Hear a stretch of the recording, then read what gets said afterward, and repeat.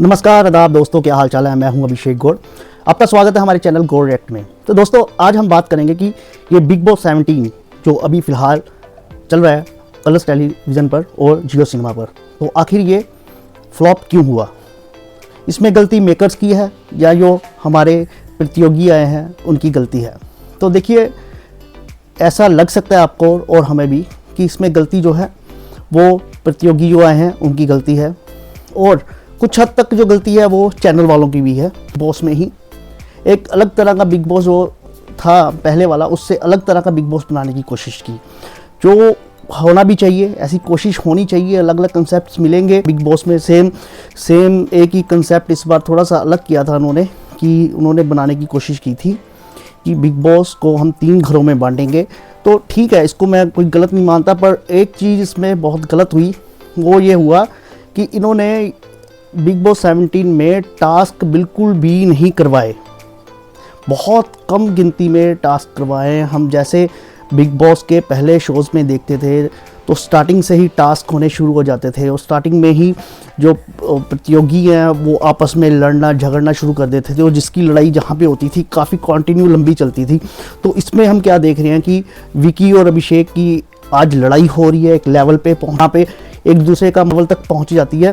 पर अगले दिन हम क्या देखते हैं, नेक्स्ट एपिसोड में क्या देखते हैं कि जो विकी है वो अभिषेक से फिर से बात कर रहा है, और बड़ी पोलाइटली और बड़े ऐसे तरीके से बात कर रहा है जैसे उसका वो दोस्त हो। तो इसमें हमें क्या समझ आ रहा है, वो जनता को क्या समझ आ रहा है, तो वो मैं थोड़ा सा आपको बताऊंगा। और मेकर्स क्या समझ रहे हैं, वो बेचारे खुद ही शायद कंफ्यूज है इस बारे में कि क्या हो रहा है। ये हमें भी अपनी वजह से लग रहा है कि ये फेक कर रहे हैं, कि इनकी लड़ाई सिर्फ कैमरे के लिए। अभिषेक जैसे एकदम से चिल्ला पड़ता है, एकदम से रो पड़ता है, एकदम से उस लेवल पे पहुंच जाता है कि उस लेवल पे कि आप उस आदमी की शक्ल देखना पसंद नहीं करोगे। पर फिर उसके बाद सब कुछ ठीक।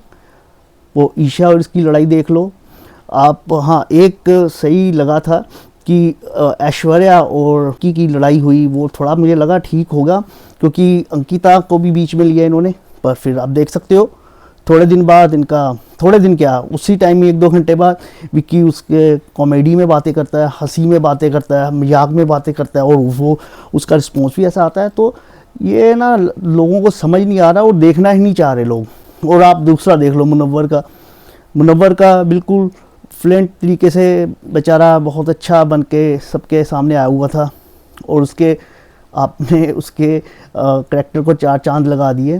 तो ये गलत है या ठीक है, इसके बारे में हम कुछ भी नहीं बोल सकते, पर ये तो गलत है कि आप एक की पर्सनल लाइफ की धज्जियाँ उड़ा के रख दो। पर शायद बिग बॉस का कंसेप्ट ही ये है कि आपकी पर्सनल लाइफ की धज्जियाँ उड़ेंगी, क्योंकि आपको मशहूर भी होना है। तो आप छोड़ के भी नहीं जा सकते, क्लॉज पे बंधे हुए हो, और शायद इनके क्लॉजेज में ऐसा हो कि हम आपकी पर्सनल कोई भी पिछली बात, कोई भी आपकी कंट्रोवर्सी जो होगी उसको हम हाईलाइटेड कर सकते हैं। तो ऐसा मुझे लग रहा है कि ऐसी चीज़ें हो सकती हैं। सीज़न फ्लॉप क्यों हुआ, इसका तो मैंने आपको रीज़न बताया। पहला रीज़न, जो प्रतियोगी थे सब रट के आए हुए थे पुराना बिग बॉस। कोई बन रहा है ये अपना सिद्धार्थ शुक्ला बन रहा है, कोई आसिम बन रहा है, कोई मतलब गौतम गुलाटी बन रहा है, बनना चाह रहा है अपनी 6 एप्स दिखा के कि मैं गौतम गुलाटी भी हूँ। मैं बंदे आए हैं जो झगड़ालू बंदे आए हैं। बट भाई, तुम ये भूल रहे हो, चाहे आसिम है, चाहे गौतम गुलाटी, चाहे सिद्धार्थ शुक्ला की तो बात करें ना अपने उससे कंपेयर ही मत करें। उनका एक स्टैंड था, जब बोलते थे एक्यूरेट पता लगता था अपनी मर्यादा में रहकर भी दूसरों को कैसे हिट किया जाता है। तो अगर उनके मुंह से कोई गलत बात निकल भी जाती थी तो उस बात के लिए वो स्टैंड लेते थे, और उस बात को इस तरह एक्सप्लेन करते थे कि किसी को भी बुरा नहीं लगता था सुन के